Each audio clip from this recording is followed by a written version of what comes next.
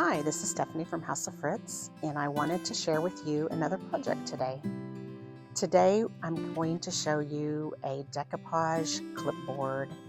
I used transfers from the Iron Orchid Designs St. Germain transfer book and some Roycycled Decoupage paper. I also used a transfer from the Petite Ornaments foil transfers from Iron Orchid Designs transfer book as well. So first what you see is me looking at the transfers in the St. Germain's book, trying to select which one I was going to use. Then I open up the decoupage paper to get a better look at it. So after I selected the transfer and cut it out, I set that aside and I took the decoupage paper, the Roycycled paper, which is really beautiful. I love the colors in this, the roses, the butterflies, the sort of aqua turquoisey color. I think it's a little more aqua. And I was looking at it, trying to figure out what section I wanted to decoupage onto the front of the clipboard. So then I cut out a piece, deciding which part to put on there.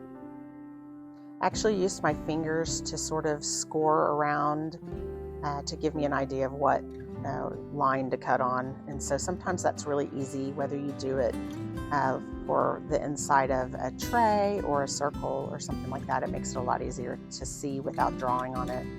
Then I took a zip tie and I zip tied the clip open in order to not have to keep messing with it. I actually saw this trick on another YouTube video by Tina at Rehatch Designs. I saw her do this trick, and so I was like, I'm gonna do that. So thank you, Tina, for that. Then I take some white swan and I put down a base coat in order to help my decoupage paper pop. I used White Swan by DIY Paints, and I just put down the first coat, and then I used my heat tool to dry it. This paint dries really quickly, and because it's just going to be covered up by paper, I don't need more than one coat.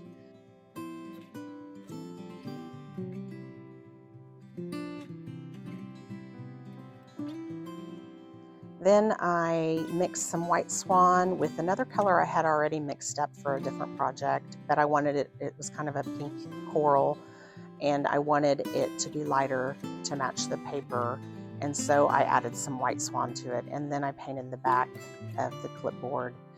This particular one will need more than one coat of this color paint. And of course, then I used my heat tool to help speed along the drying, which just takes a couple minutes with that tool. You can find one of those real inexpensively on Amazon.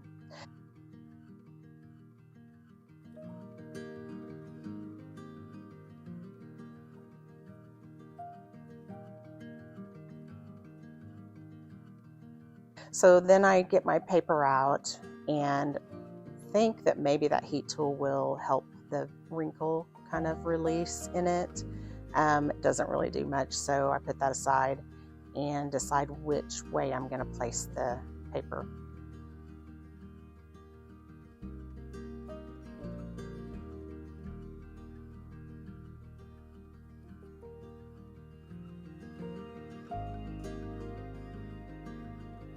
Then I carefully cut the top of the paper so that I can slide it up into where the clip is, and just try to cut a shape that's similar, and then fold that piece of paper back.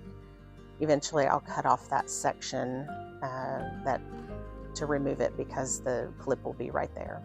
I cut off a little wrong shape, and so then I will end up trimming and leaving a little bit more of that paper. You'll see what I'm talking about. There's a little bit of an open space, so I just cut a little bit more and leave it, and when I decoupage that on, it's not noticeable. I fold up the piece that I'll be cutting off in order to kind of mark the line to cut on, and then just simply cut that. Then I'll be ready to start decoupaging the paper on.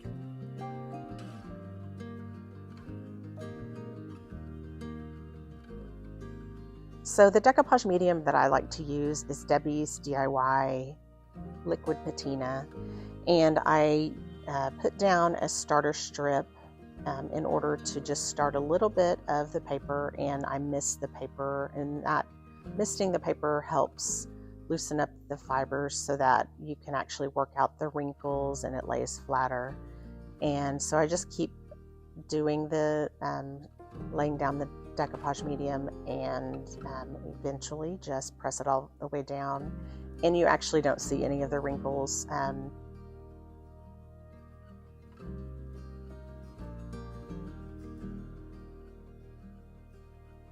I used my brayer to make sure I got out any air bubbles, and then went around the edges to make sure that I had enough along the edge to help it stick down properly. And then I will end up letting it dry.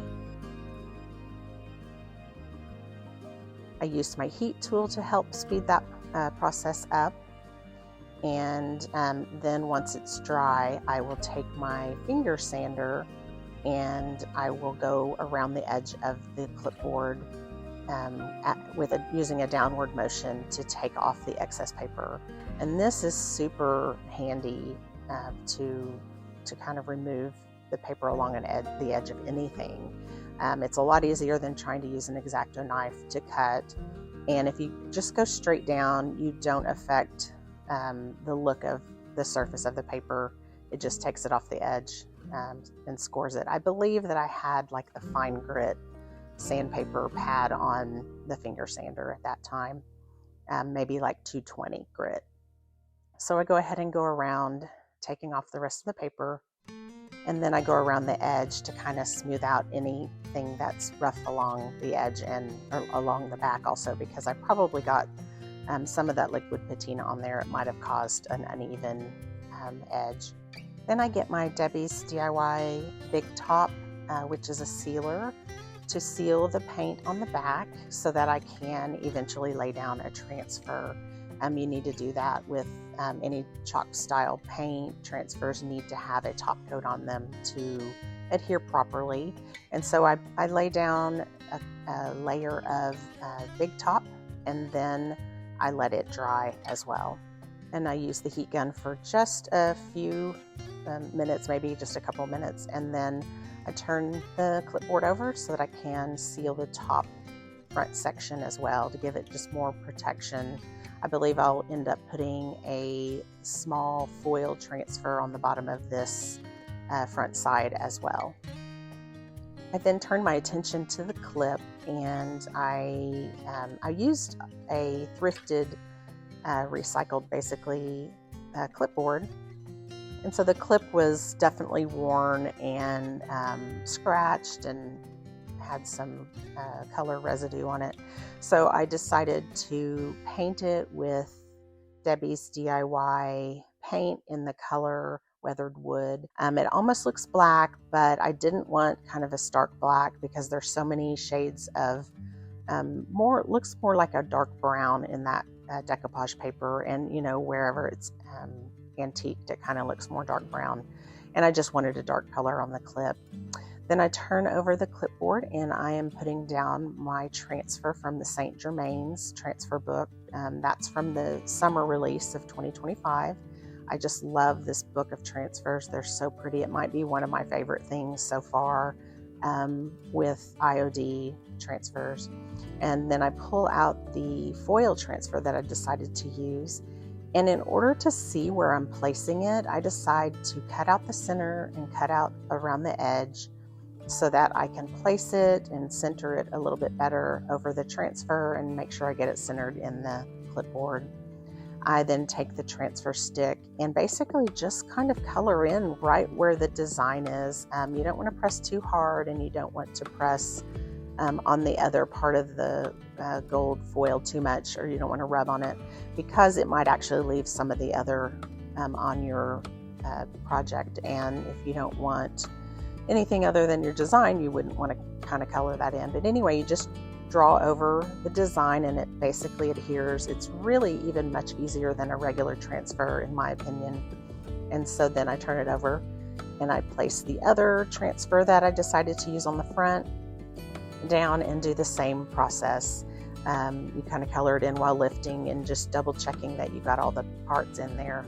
My next step was to use a mold to put a casting on the clip to further decorate it, and I pulled out a couple of molds. I decided I was going to use the Iron Orchid Design Vintage Brooches mold, and so I dusted a couple of the molds with cornstarch, and because I wasn't quite sure which one would fit or which one I liked better, and so as I pressed the clay in there, I just worked it to the edges and used the brayer to sort of roll it out, and then I used my fingers and thumbs to press off the excess clay using that micro edge that I just love about these Iron Orchid Designs molds. And then I go ahead and flip it over and let gravity help me pull out the castings, and then I'll check what they look like on that clip and decide which one to use, which one fits better. And obviously the one with the bow was just a little too big. So I take out my Titebond Quick and Thick glue and get it ready to glue down onto the clip. I go ahead and place it on there, making sure to push down enough to get adhesion. And then I take out the weathered wood paint again, and I go ahead and paint around the edges of that casting, and making sure I get in all the little crevices, and around the very edge I like to put enough paint where it kind of, as it dries, it seals and there's not any gaps. And then I take out my light coral mixture of paint and go ahead and paint the center, making sure I get all the way up to the edge, and then I let it dry. And then off camera I will end up putting a little transfer from one of the transfer books onto it, and then I'll seal it.